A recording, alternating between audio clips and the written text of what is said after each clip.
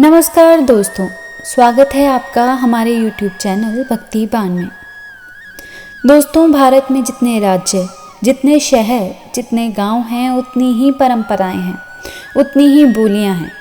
ऐसी परंपराएं जिन्हें देखकर तमाम लोग ताज्जुब में रह जाते हैं। कुछ लोग हंसते हैं और कुछ कहते हैं इसे ढकोसला। मगर हिंदू परंपराओं पर हंसने वाले और इसे ढकोसला कहने वाले लोग शायद सोच भी नहीं सकते कि इनका वैज्ञानिक कारण क्या है और कैसे यह हमारी सेहत का राज है। जी हाँ, हम आपको बताएंगे उन परंपराओं के बारे में जिनसे आप हर रोज़ रूबरू होते हैं। भारतीय सभ्यताओं के पीछे छुपे इन कारणों को जानने के बाद न केवल आपके ज्ञान में वृद्धि होगी, बल्कि भविष्य में भी अगर कोई बच्चा आपसे पूछेगा तो आप इसका वैज्ञानिक तर्क दे पाएंगे। हाथ जोड़कर नमस्ते करना। जब हम किसी से मिलते हैं तो हम हाथ जोड़कर नमस्ते और नमस्कार क्यों करते हैं? इसका वैज्ञानिक तर्क है, जब सभी उंगलियों के शीर्ष एक दूसरे के संपर्क में आते हैं, उन पर दबाव पड़ता है। एक्वा प्रेशर के कारण उसका सीधा असर हमारी आँखों, कानों और दिमाग पर होता है, ताकि सामने वाले व्यक्ति को हम लंबे समय तक याद रख सकें। दूसरा तर्क यह है कि हाथ मिलाने की बजाय अगर हम नमस्ते करते हैं तो सामने वाले शरीर के कीटाणु हम तक नहीं पहुंच पाते, और अगर सामने वाले व्यक्ति को स्वाइन फ्लू या कोरोना जैसी बीमारी हो तो हम इस वायरस से बच जाएंगे। पीपल की पूजा। तमाम लोग सोचते हैं कि पीपल की पूजा से भूत प्रेत दूर भागते हैं, मगर इसका वैज्ञानिक तर्क यह है कि इसकी पूजा इसलिए की जाती है ताकि इस पेड़ के प्रति लोगों का सम्मान बढ़े, वे इसे काटे नहीं। पीपल एकमात्र ऐसा पेड़ है जो रात में ऑक्सीजन प्रवाहित करता है। माथे पर कुमकुम तिलक लगाना। महिलाएं और पुरुष माथे पर कुमकुम या तिलक लगाते हैं। इसका कारण यह है कि आंखों के बीच में माथे तक एक नस जाती है। कुमकुम या तिलक लगाने से उस जगह की ऊर्जा बढ़ती है। माथे पर तिलक लगाते वक्त जब अंगूठे या उंगली से प्रेशर बढ़ता है, तब चेहरे की त्वचा को रक्त सप्लाई होने वाली मांसपेशी सक्रिय हो जाती है। इससे चेहरे की कोशिकाओं तक अच्छी तरह से रक्त पहुंच जाता है। भोजन की शुरुआत तीखे से और अंत मीठे से क्यों किया जाता है? जब कोई धार्मिक या पारिवारिक अनुष्ठान होता है तो भोजन की शुरुआत तीखे से और अंत मीठे से होता है। हमारे यहाँ तो मीठा या पकवान हुए बिना कोई भी समारोह नहीं लगता। भोजन के अंत में मीठा खाना और शुरुआत में तीखे खाने का वैज्ञानिक तर्क है। तीखा खाने से हमारे पेट के अंदर पाचन तत्व एवं अम्ल सक्रिय हो जाते हैं। इससे पाचन तंत्र ठीक तरह से संचालित होता है। अंत में मीठा खाने से अम्ल की तीव्रता कम हो जाती है और इससे पेट में जलन नहीं होती। कान छिदवाने की परंपरा। भारत में लगभग सभी धर्मों के लोग कान छिदवाते हैं। हालांकि पाश्चात्य देशों में पहले इसे बैकवर्ड क्लास या ढकोसलेबाजी कहा जाता था, मगर धीरे धीरे वहाँ इसे फैशन के तौर पर लेने लगे। मगर क्या आपको पता है कि इसका वैज्ञानिक तर्क क्या है? दर्शन शास्त्री मानते हैं कि इससे सोचने की शक्ति बढ़ती है, जबकि डॉक्टरों का मानना है कि इससे बोली अच्छी होती है। कानों से होकर दिमाग तक जाने वाली नस का रक्त संचार नियंत्रित होता है और कान की सुनने की शक्ति, श्रवण शक्ति सही हो जाती है। जमीन पर बैठकर भोजन करना। भारतीय संस्कृति के अनुसार जमीन पर बैठकर भोजन करना अच्छी बात होती है।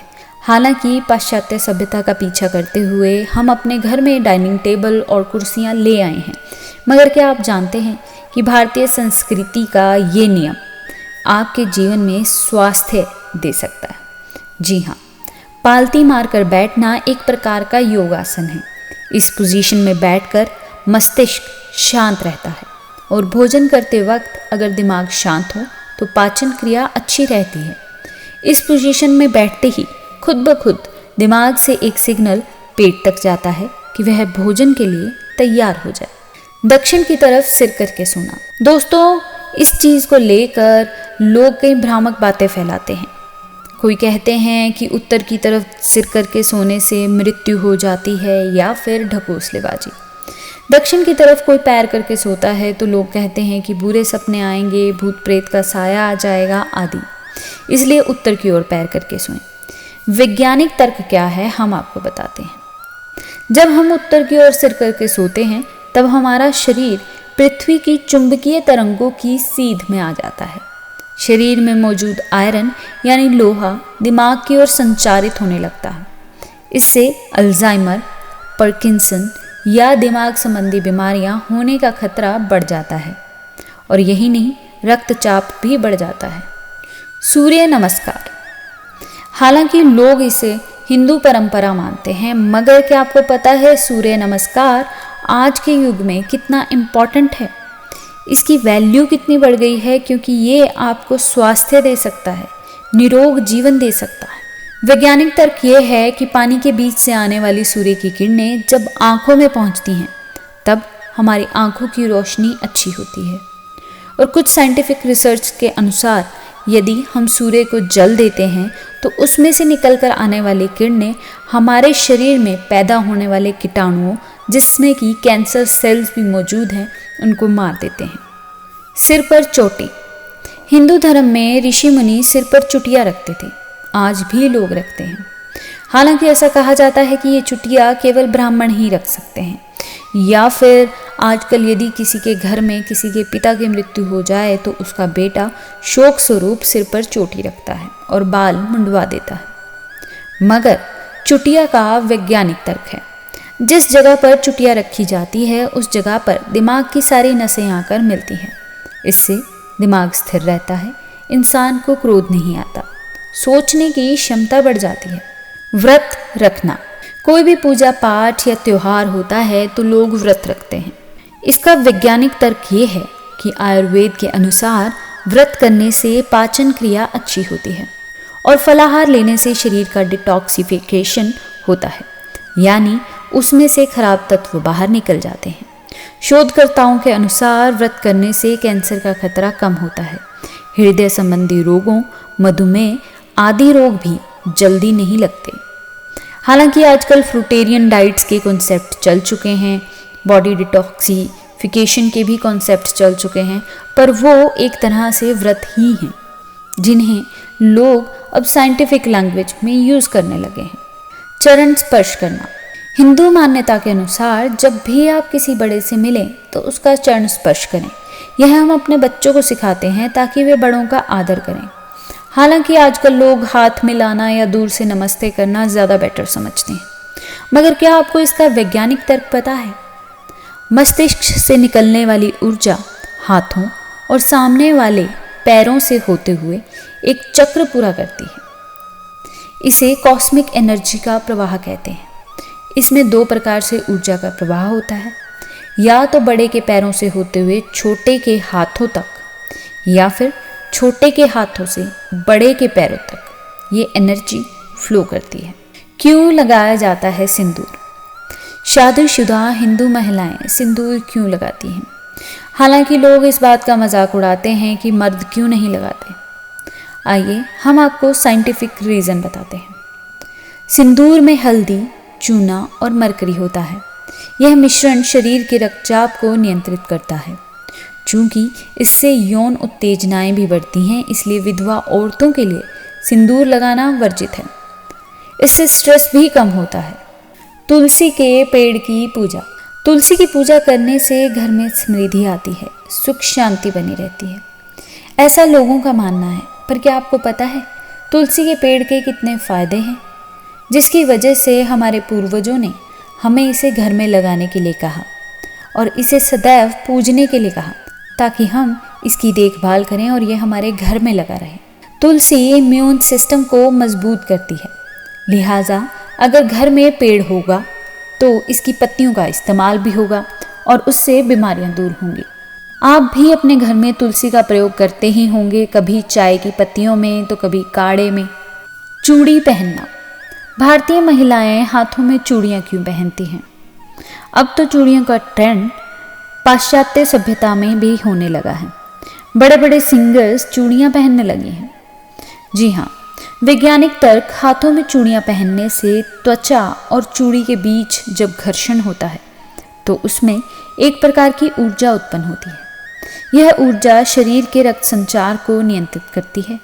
साथ ही ढेर सारी चूड़ियाँ होने की वजह से वो ऊर्जा बाहर निकालने की बजाय शरीर के अंदर चली जाती है। हवन या यज्ञ करना। किसी भी अनुष्ठान के दौरान यज्ञ या हवन किया जाता है, मगर क्या आप जानते हैं ऐसा क्यों किया जाता है? आजकल की पाश्चात्य सभ्यता के लोग तो इसे एयर पोल्यूशन का नाम दे देते हैं, मगर क्या आपको पता है कि इसका धुआं एयर पोल्यूटेड नहीं करता, यानी कि वायु को प्रदूषित नहीं करता। हवन सामग्री में जिन प्राकृतिक तत्वों का मिश्रण होता है वह कपूर, तिल, चीनी आदि का मिश्रण होता है, जिसके जलने से जब धुआं होता है तो उससे घर के अंदर के कोने कोने के कीटाणु समाप्त हो जाते हैं और कीड़े मकोड़े दूर हो जाते हैं। महिलाएं क्यों पहनती हैं बिछिया? पैरों में पहनने वाली रिंग, जिसे कि आप बिछिया कहते हैं। हमारे देश में शादीशुदा महिलाएं बिछिया पहनती हैं, पर क्या आपको पता है ये कुंवारी कन्याएं क्यों नहीं पहनती? पैर की दूसरी उंगली में चांदी का बिछिया पहना जाता है वैवाहिक स्त्रियों द्वारा। जानते हैं क्यों? क्योंकि उसकी नस का कनेक्शन बच्चेदानी से होता है। बिछिया पहनने से बच्चेदानी तक पहुंचने वाला रक्त का प्रवाह सही बना रहता है। इससे बच्चेदानी स्वस्थ बनी रहती है और मासिक धर्म नियमित रहता है। चांदी पृथ्वी से ऊर्जा को ग्रहण करती है और उसका संचार महिला के शरीर में करती है, जिससे महिला को विवाह के बाद आने वाली तकलीफों से थोड़ी निजात मिलती है। क्यों बजाते हैं मंदिर में घंटियाँ? हिंदू मान्यता के अनुसार मंदिर में प्रवेश करते वक्त घंटा बजाना शुभ होता है। इससे बुरी शक्तियाँ दूर भागती हैं।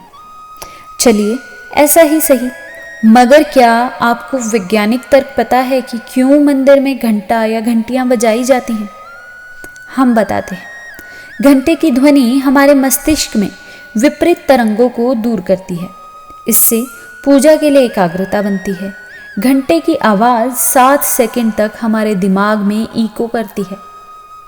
इससे हमारे शरीर के 7 उपचारात्मक केंद्र खुल जाते हैं। हमारे दिमाग से नकारात्मक सोच भाग जाती है। इतना ही नहीं, घंटे या घंटी की आवाज़ से पैदा होने वाले कंपन से आसपास के कीटाणु भी मर जाते हैं। हाथों पैरों में मेहंदी।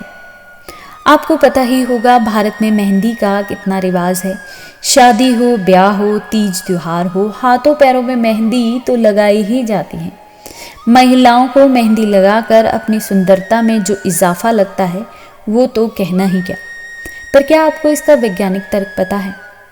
मेहंदी एक जड़ी बूटी है जिसके लगाने से शरीर का तनाव, सिर दर्द, बुखार आदि नहीं आता। शरीर ठंडा रहता है, खासकर वह नस ठंडी रहती है जिसका कनेक्शन सीधे दिमाग से होता है। लिहाजा चाहे जितना भी काम हो, टेंशन नहीं होता। यह माइग्रेन की बीमारी से भी कुछ हद तक छुटकारा दिलवाता है। दोस्तों, तो आज के बाद यदि आपको कोई भी कहता है कि हिंदूवाद में ढकोसलेबाजियां हैं, या फिर आपसे इन चीज़ों के बारे में कुछ पूछ लेता है कि ऐसा क्यों करते हो, ये दिखावा क्यों करते हो, तो उनको एक बार ये वैज्ञानिक तर्क ज़रूर देना। मुझे यकीन है वो किसी भी धर्म का होगा। इन वैज्ञानिक तर्कों को सुनकर इन चीज़ों को अपनाना ज़रूर चाहेगा। धन्यवाद। Like this video, subscribe this channel, press the bell notification icon.